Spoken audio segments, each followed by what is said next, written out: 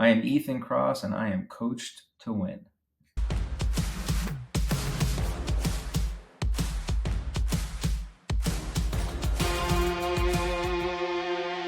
Go get me some knowledge. Let's just start off right off the bat, because the book, I got it right here.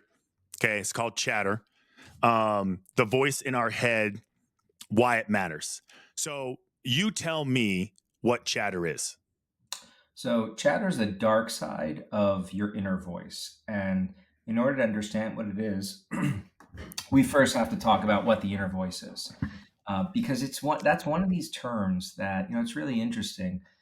We're all kind of familiar with it, but we've never really learned about it. Serious scientists, which I would consider myself an example of, don't tend to talk about this. So it feels a little soft and fuzzy, maybe, a little new agey. But it turns out it's a basic feature of your mind and it's a tool. So when I use the term inner voice, what I'm talking about is your ability to silently use language to reflect on your life. We use that for lots of different reasons, seemingly every day. And so I'll just rattle off a few.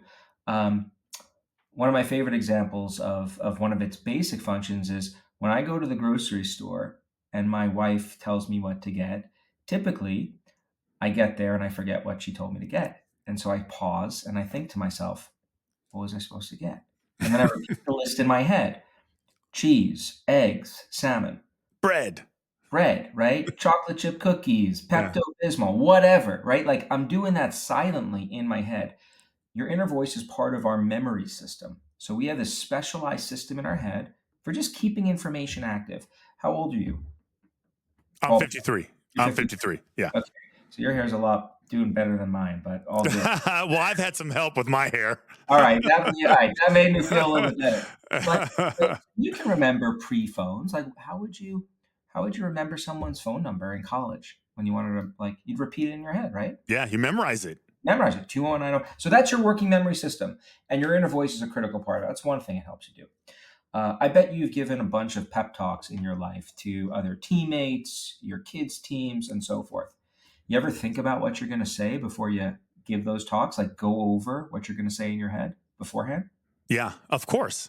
Right? Of course, everyone does that, right? That's another thing your inner voice lets you do. So before I give a presentation, I'll go over what I'm going to say in my head. I'll sometimes do it verbatim from beginning to end, right? That's me using my inner voice to simulate and plan. I'm not as effective in front of an audience on an interview if I'm not using my inner voice for that reason.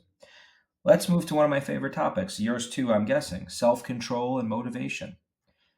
We use our inner voice to motivate ourselves. So, you ever talk to yourself when you're exercising? I'm a big fan of that. I am a dirty talker when it comes to motivating myself. My inner voice, when my Filthy. inner voice wants to get me to do something, in this call in the weight room, it curses at me. It calls me pussy. It yells at me. It calls me worthless. And I sit there and I yell back at the inner voice and I say, I'll show you. Yeah. And that's legit. I have memories and I think the biggest example of that is a football team's max day, where you're maxing in the squat and the bench press and the power clean, and you'll see everybody around it. And the guy who's attempting the lift is isolated and he's almost like in a bubble. And he's talking to himself. He's slapping himself in the face. And then he steps into the little square box and then he performs the feat. And then if he makes it, he literally talks shit to the bar like the bar is the inner voice in real time. I feel like it's crazy that way. So, lots of people talk about talking to themselves when they exercise. It takes various forms. I tend to be a little bit tough with myself too. And I love that the example of being tough with yourself, sometimes cursing yourself out, because we often talk about self talk. Like if it's not positive, it's over, it's not being productive. Sometimes our coaches in life, our best coaches, are tough coaches, right? They are like they're pushing us hard. And when I'm exercising, like the voice in my head, it's pushing me. It's like, you're not quitting. You better get on there and you're not punking out and you are going to go harder. I will do that with myself if I'm doing like a CrossFit kind of class or a high intensity where someone's telling me to do very painful things that I don't want to do. I'll like smile out on the outside but in my head, I will lob all sorts of expletives to them, right? So that's me using my inner voice to motivate and control myself. And there's a lot of research showing that people who are skilled at harnessing their voice to kind of motivate themselves and pump them up, they do better. They perform better. And we'll come back to that, I'm sure, in a little bit. I want to hear about your experiences on the field doing that. But the last thing I'll just say about your inner voice is, like, I'm going to guess you've experienced curveballs throughout your entire life. And I'm going to guess that is true with like a high degree of certainty because, as far as I can tell, you're a human being. And we all struggle at times. And what we know happens when people experience those curveballs, what they often do is they stop, they turn their attention inward, and they try to make sense. Like, what's going on? Why did this happen? What can I do differently? What does this mean? We ask ourselves those questions. We use our inner voice to answer them. And the way we answer those questions, that shapes our understanding of who we are, right? And that is powerful. That's giving rise to your sense of self. So your inner voice, it is a fantastic tool that's helping you do all those different things: memory, planning and simulating, motivation and self-control, making meaning. But, and this is a ginormous but, this is what like got me to come to your favorite institution in the world, the University of Oh, I Michigan. love Michigan. Um, you must have gone at it with Brady, I would imagine, huh? Oh yeah. Well, again, that's my point. I Yes, love Michigan. yes. Um, Sometimes we go inside and we reach for this tool because it's so powerful, but it jams up on us. Rather than working through very clearly the problem, getting to an answer, we just start spinning. We turn that problem over and over in our heads. We don't make any progress. We berate ourselves incessantly, like, you're an idiot, such an idiot. What the hell did you do? That is chatter. That is the dark side of your inner voice. And I think it is one of the big problems that we face as a species, which I know is a bold statement, but I say this based on what I know of the research. And, like, I've experienced it myself at times too. It sinks us, it undermines our ability to think and perform. It creates problems in our relationships and it interferes with our health. So that's what chatter is. So if chatter is the dark side of your voice, that's the dark side. Is there a good side to your voice? Are they in constant conflict? No, they don't have to be in conflict. There's absolutely the good side is when you're using that voice to, to make meaning out of things and to solve problems and to motivate yourself. Like when you're describing yourself in the gym, my guess is that you're pumping yourself up with that voice sometimes. You're not using the voice to get the hell out of here and have the donut. You're using that voice to kind of push yourself to do more. Like, you're not stopping now. You better keep going. So there's a lot of great stuff that comes from the inner voice if it's not stuck in that spin cycle. So there's that side of it. And I think the one that I see that debilitates athletes, young and old, the most is when it goes haywire, Absolutely. is when you can't control it. So, two-part question. Let's see if I can give this to you. So, you believe that the inner voice, the good and the bad, are always with us, right? They're always part of our lives. Is that a true statement? That's true. It has the potential to, it's like the force. It can be good, but there's a dark side. Okay, because I was trying to think how the way I think about it personally, and maybe this is my own coping mechanism, is I think the negative voice is almost like a parasite and it's not with us, we allow it in. I was watching the movie Venom the other day and knowing that I was going to talk to you, I was like, the Venom is the guy that goes into the human. He just controls his body, messes with his mind, talks crap to him, is just like a little gremlin, just creating chaos and really messing with his day. That's what I think the negative voice is. And then I see it in real time in athletic events, basketball, baseball, and I can almost tell when somebody has been hijacked by this negative voice and they miss a free throw. They miss a little easy layup, a routine catch that they would catch 100 times. Their hands are fighting each other. It's like a vortex of self-doubt. And that's the kind of the way I view it.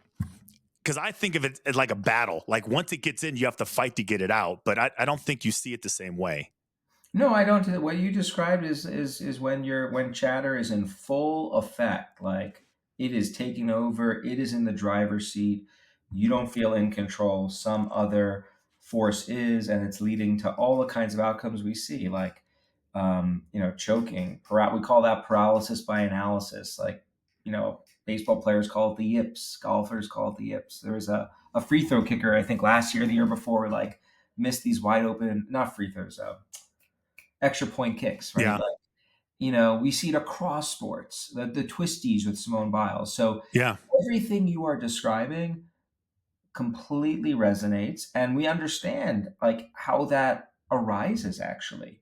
And the real challenge is, how do you turn the volume on that chatter down and even transform that voice back into an asset rather than a liability? I am talking to myself productively, like quite a bit throughout the day. I'm using this voice as a tool.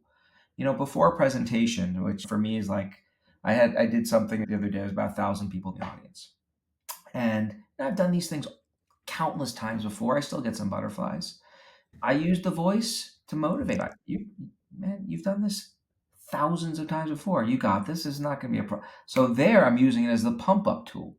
I'm also on walks trying to sort out things at work. How am I going to deal with this kind of issue? How am I going to push this project forward?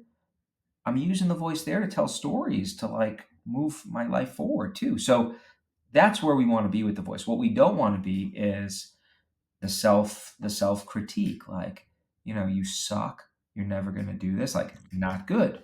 Likewise, we don't want it to consume, like, the last missed throw. You keep thinking about that over and over rather than get to the next play, and that creates the vicious cycle where now you screw up the next play as well, and then the next thing you know, you're being commented on by yourself, probably on ESPN, right? Like, so that is not what we want, but we're in agreement. We know what it is now. So let's say game starts real time. Uh-oh, I've lost control. I can't manage it. I don't believe in myself. And I don't have a whole day to convince myself that I can do it. I have 24 seconds. Yeah. That to me, that's where it really gets difficult from my own experience and watching other people and raising my kids.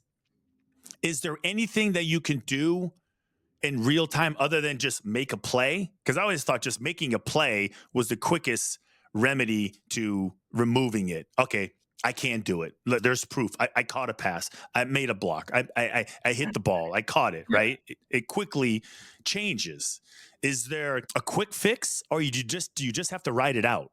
No, so the first thing to know is there's no one size fits all solution. Like, we love as a society looking for magic pills and one size fits all solutions. When it comes to managing your emotional life, which is really what we're talking about here, we different tools work for different people in different situations. And it can sometimes even change for the same person. So I say that because there are many different things you could do. And what I always advise people is familiarize yourself with some of the different tools and find the ones that work best. So some tools are they are effortful. They take a lot of time to do. They can be impactful, but you can't do that when you've got to get to the next play. So you're asking me now about what are some low effort things you could do on the fly. So let me give you a couple of examples. One thing, and this is the first thing that I do when I have to regulate in the moment, I use a tool called distanced self-talk. And what it involves doing is using the word you and my own name actually to silently pump myself up and talk myself through the problem. All right, Ethan, you got this. Time to get back on track. You're going to make the Snap next out play. of it. The language here, though, is really important because one of the things we know about people, and I'm curious if this resonates with you, it's a lot easier for us to give advice to someone else than it is for us to take that own advice ourselves, right? Have you ever experienced that? Oh, all the time.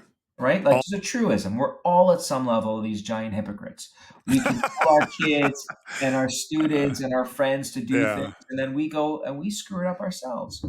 Here's the beauty of distant self-talk. When you use when do we use a word like you? 99% of the time we use that word when we are talking or thinking about someone else. So when you use that word to refer to yourself, it's automatically switching your perspective. It's putting you in this mode of giving advice to another person, except you're the other person. And that makes it a lot easier for us to work through our problems and get back on track. So and it's easy to do that. You can do it in a matter of seconds, right? Ethan, what the hell are you doing? You got this. Get back on track rather than I, me, my. That's one tool. Another thing you can do, have a ritual. Did you ever have any rituals when you were playing? Yeah, it's funny. When I was reading the book, I was laughing about all the silly rituals I had. And I look back on it now and I'm like, what the hell is wrong with me? Why did I think this was going to make a difference? But yeah, I had a ritual the night before a game, what I ate. I had a ritual the morning of the game, what I drank, orange juice and cranberry juice and apple juice. I had a ritual when I got dressed. It was absurd when I think about it. It was absurdly rational, though. Is So, that where we're going? Okay. Yeah. I mean, you're yes, right. yes. But here's what I love about this work, because like we see the seemingly bizarre things that we do. Like you didn't even tell us the details of some of your rituals, which makes me think they were a little nutty. Some of them even, right? Right? And Oh, I'm sure yeah, you, of course. yeah, and I'm sure you Stupid, know, stupid, right? Like silly, crazy. Except silly. I often describe rituals as an ancient chatter fighting tool. If you think about it, like our cultures have been giving us rituals to engage in during stressful times that promote chatter for thousands of years. Like when someone dies, many religions like tell you exactly how to grieve their death, right? Like what are you supposed to do? Like in Hinduism, you're supposed to like, dress in white and shave your head and surround yourself with colors, full stuff. In Judaism, you do the opposite. You dress in black. You let your hair grow. When we experience chatter, you see if you just I'm going to call this the venom effect after your description, right? It feels like we are no longer in control of ourselves. The voice is taken over. It's taken us places we don't want to be. It's getting us to do things we don't want to do. That is a deeply uncomfortable feeling for all of us because human beings crave order and control. We like to know that the world is predictable, that if we do something, we're going to see an effect. When you're experiencing chatter, control's out the window. Here's what a ritual makes it so special. A ritual, it's under your control. You can perform that ritual the same way every single time. And when you do that, what that does is it leads to what we call compensatory control. You're compensating for the lack of control you feel in your head by exerting control around you. This is also one of the reasons why so many people organize and clean when they are stressing out with chatter. Do you ever like feel the goal to just put things away and make things nice and tidy when you're stressed out? Yeah, because it's true because you're looking to, I don't know, take your mind off something. So now you're focused on a different task and it's putting away glasses or a spice rack or folding clothes. And then it's Um, nice and neat, nice and orderly. And we want that order inside. And we're kind of piggybacking by making it orderly on the outside. But you said another thing there. It's distracting. So rituals are also attentionally demanding. It distracts us when we have to do it. So it's like a cocktail for fighting chatter because on the one hand, you're doing something orderly. You're doing it the same way every single time. 2/3 a cup cranberry juice, a third of a cup orange juice. Put your underwear on one toe at a time, always the left foot, then the right, and all this other stuff. I'm not going to go there. Don't worry. Um, I'd say, listen, I own it. It's just, do you know it's Wade? But true. remember Wade Boggs? Where are you from? Where are you from originally? I'm By from the LA. I was born and raised in LA. way, no real Red Sox Yankees affiliation, then, huh? No, I'm more Dodgers. So I'm excited about this matchup, this Dodgers and Yeah. this. That's what Yeah. I'm excited about. Yeah. But Wade Boggs, would have fried chicken, a bucket of fried chicken before every game. Rafael Nadal Go Google Rafael Nadal rituals, and you will. Even before the pitch clock changed, I always thought, man, these hitters, these baseball players that are so regimented, Oh yeah, they have so many superstitions. Like Nomar Garcia Parra, you think about him, how many times he undid his gloves and he did this and did that. David Ortiz, if they changed this rule while David Ortiz was playing, he would have fought it. There's no way in the world. He was too rigid with his process that I don't think he would have allowed anything other than what he was doing, because he believed so passionately that this is what he had to do. And now they took it away from all these old time hitters, and now the young guys are we just got to get in there and hit. yeah, yeah. Completely agree. I mean, but here's what's fascinating about this stuff to me. My guess is that maybe you or a lot of your former buddies and co-players, like teammates, that's the word I'm looking for, not co-players, like Yeah. colleagues. It's not colleagues on the football field. Yeah, And but fine. We'll call them teammates. Sure. Yeah. teammates, right? Like a lot of them probably just stumbled onto these rituals, right? Because they're so, no one told you probably like drink this cocktail and do this with your underwear and whatever else you did. We kind of, I remember I used to play baseball, I used to wrestle, and I would have these just things I would just like stumble into, these ritualistically. You don't have to wait to stumble on these tools. The power of the science here is that once you know how this stuff works, you can be proactive. So you don't have to kind of like stumble into talking yourself through a problem using your own name and you. Like, I know that that's my go to tool. As soon as I detect the chatter, go, Ethan, what the hell are you doing here? You got this. And guess what? Tomorrow it's going to be fine. That was another tool I just slipped in, mental time travel, which is another powerful tool. So we often hear that we should be in the moment, right? Like always be in the moment. Turns out thinking about the past and future can be helpful too.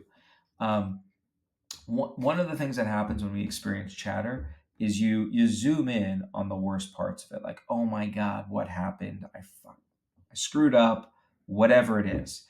And when you do that, you lose sight of the fact that you've experienced emotional reactions throughout your life, probably millions of times, right? And virtually all of those reactions, they've come, they've spiked, and then as time goes on, they've eventually subsided. Does that sound right to you? Oh, of course. Yeah. Right? So if you jump into the mental time traveling machine and you think, rather than thinking about what happened and the worst parts of it, which just drives the chatter further, you think, how am I going to feel tomorrow, next week, next year? Yeah. It's so simple. But what that simple mental shift does is it highlights the idea that whatever you're going through, as awful as it is temporary. It will eventually pass. And that turns the volume on the noise down. The volume on the chatter goes down. That's often enough to get back, to doing the things you want and need to See, do. I've used that one outside of sports because I got into some trouble up here in Boston, got suspended for saying some things I shouldn't have said, and the social networking world of Twitter and Instagram and what I call imagination land was I was so affected by everything that they were saying. And I had a friend of mine who used that very technique on me, and it really did calm me down. I'm not even kidding. I was like, I couldn't even see that was an option. And when he mentioned to it, he said it very similar to the way you said it. Next thing I know, it's 48 hours later, 72 hours later. And I was like, what was I worried about? What was I going nuts about in the first place? So that is mental time travel, and it is a domain general tool. What that means is you can use it in different contexts, and it's flexible. Like you can think how you can feel tomorrow morning, next week, next year. So I think about some of these low effort tools as almost they're like psychological jujitsu moves. They're these small shifts that alter the trajectory of what you're thinking about and how you're feeling as a result. I want to go to chapter 7 of your book because I thought this kind of made me crack up.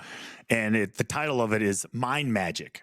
Yeah. And I was cracking up because I was like, there's a bunch of 12-year-old boys that are probably laughing their ass off right now and probably have their own explanation of what mind magic really means. Mm. And in the chapter, you talk about this. I don't know if I should call him a scientist, and I don't even know if I'm going to get his name right. Mesmer out of Vienna. He was like Yeah. this guru type of guy, doctor. And what he was doing, he was going around and he was healing all these people with no real schooling, no real medicine, no real technique. And then they end up doing this whole research on it. They find out that it's basically a placebo effect. This one girl was able to see because she thought he was curing him. Somebody else is healed because she thinks or he thinks that the medicine is working. Do I got that right? Let me just You start got with it right. that. It's wild, right? It is wild. And while I was reading it, I used this placebo effect when I was in high school. I told, and my coach just Jedi mind tricked me, and he was way ahead of his time. Now that I'm talking to you, I was like, man, I'm getting so tired, and I can't do this, I can't do that. He's like, listen, when the play is over, have your thumbs touch your pinky, like both hands. Make sure you touch your, and that'll calm you down, and that'll give you more energy. Sure enough, I'm playing, and every time I'm like, my fingers, my pinky, and my thumb are touching the entire game. And my friend started asking me about it. Oh, it helps me recover. It had no such power whatsoever. All it was a distraction. That's all it was. I wasn't thinking about anything other than my freaking pinky and my thumb. Well, it can be distracting. Sorry, it can be distracting. It's also so. First of all, this is the power of belief, and belief is a really potent force in our lives. So, I've done this with my daughters when they were playing soccer. At one point, I remember the goalies, they started crying because they felt so bad. Like the other team kept on shooting goals and they were scoring. And so, I went over and I gave them the goalie gloves. I said, these are the magic goalie gloves. Once you have these, you are unstoppable. And, they smile, they get back in goal, and all of a sudden they start catching stopping the balls. Yeah. So planting those beliefs, and I think a lot of coaches and leaders are really skillful at doing this, right? Like shifting people's beliefs into a more positive, optimistic zone. It's even deeper than distraction because what we know is parts of the brain that are involved in shifting beliefs, they connect with other parts of the brain that are involved in experiencing emotion. And so, if you're telling yourself, I'm feeling better, right? Like that's sending feedback to other networks in your brain that are involved in producing or suppressing emotion. You can actually get real effects as a result of that. So there are placebo studies which show that placebos can help people deal with headaches, depression, anxiety, Parkinson's disease symptoms. It's really quite astounding, and it goes in the opposite direction too. It's called the nocebo. If you think something is doing more harm, you can actually feel worse as well. Let me go back to the little girl who's playing goalie, Yeah. because here she is and she can't catch the ball. And when I feel like there's a social element that creates this chatter, this negative voice that becomes uncontrollable based on what these kids assume people are saying about them or what they assume people are going to say about them. Am I accurate with that? Is that part of Oh it? yeah. Social. I mean, so here's why I've spent so much of my career studying chatter and why I think it is one of these giant problems we face. Think of chatter as just this spin cycle you get stuck in where you're looping over the same thoughts over and over and over. You can put in different kinds of thoughts to that spin cycle. So I'll give you a couple examples. What if I screw up? What if I get sick? What if this person, harms me? That's a program for anxiety. You're just all these what ifs, what ifs, what ifs. Put in some other thought content. I'm such a I'm awful. I screwed up. How did I possibly screw up? I've ruined my family. I've ruined my life. Now you've got a spin cycle that's pushing you towards depression. You could also have those thoughts be about other people, right? We are a social species. We care a lot about what other people think about us. And in fact, we're constantly thinking about it for better or worse. I have a new book coming out, and I talk about social comparisons, and I talk about it as some of the worst advice I ever gave, because my daughter, she wanted to do something that I told her not to do, and how did this go? So basically, I said no other family is letting their kids do this. And she goes, "I thought we don't compare ourselves to other people in this house," right? Which is what I told her, right? So she killed me there. But we can't help but compare ourselves to others because it provides information, right? Like I'm guessing that when you're playing, you're constantly thinking about how other players are performing, so you can gauge where you stack up. Well, Maybe and I think this is where you become elite with managing this. The one component that I would add to this, and this is just what I've just adopted, which I've tried to hammer in to my kids, especially the younger ones with the social, here's what they're going to make fun of me, that crowd. And it's you got to have a give a shit factor of zero. Like yeah, if you don't care what they think, if you don't give a shit about their opinion, then that aspect of the negative voice, that aspect of chatter shouldn't bother you. But what I have found, Doc, is that's almost impossible to instill in young kids. It's almost impossible because they're just so affected. And what I have found is like my older kids, they get it when they're in their 20s, like they're 22, 23. That's when they become more able to deal with it. well, I agree. Reframing it so that you're not investing as much value or any value in what And I these think people that's are it. saying is I think the powerful. value is key. Yeah. Yeah. That's a good Yeah, way it's of like, saying it. this is Yeah. not serving me.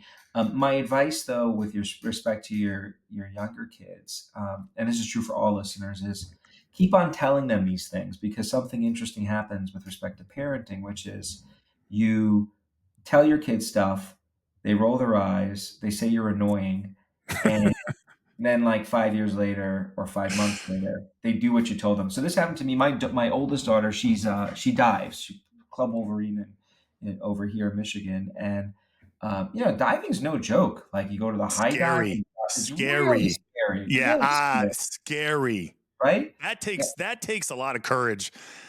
When I see people do that, because all you have to do to get it is to climb up that freaking ladder and look down. no, thank you, not for me. And so, at one point, my daughter's always been fearless. Started to get really nervous to the point where she actually didn't dive in one practice or competition.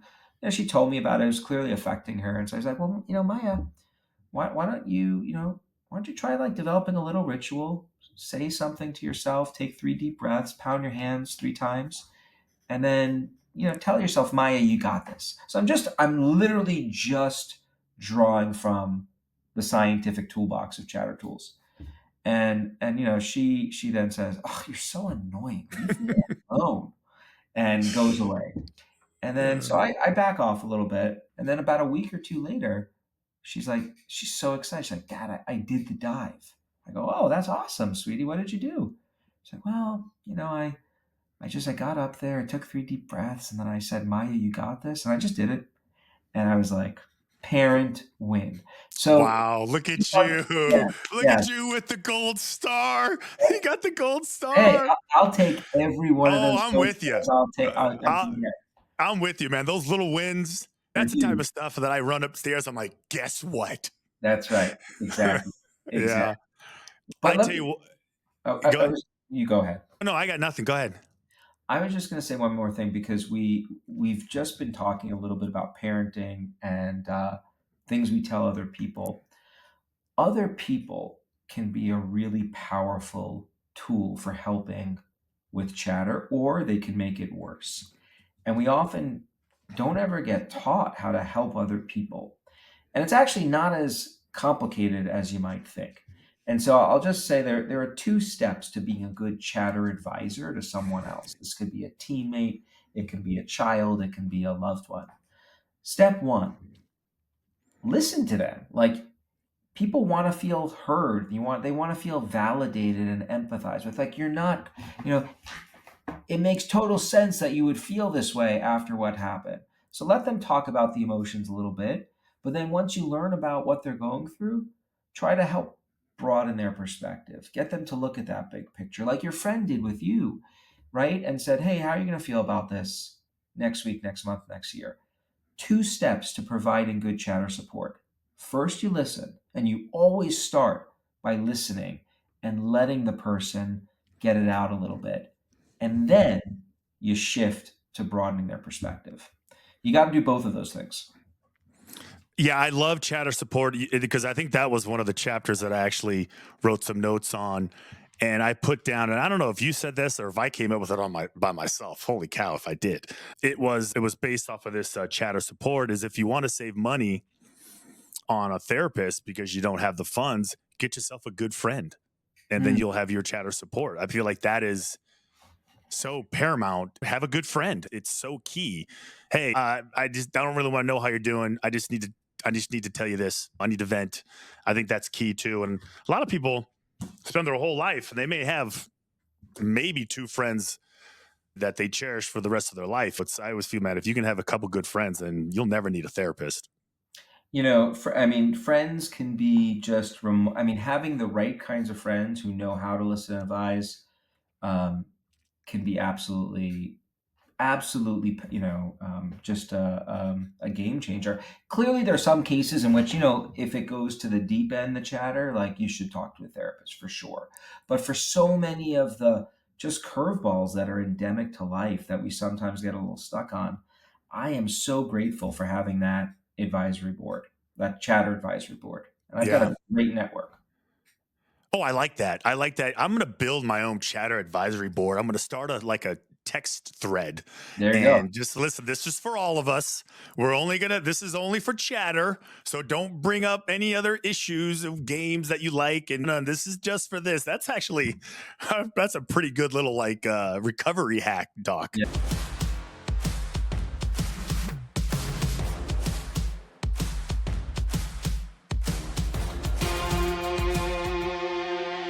Go get me some knowledge.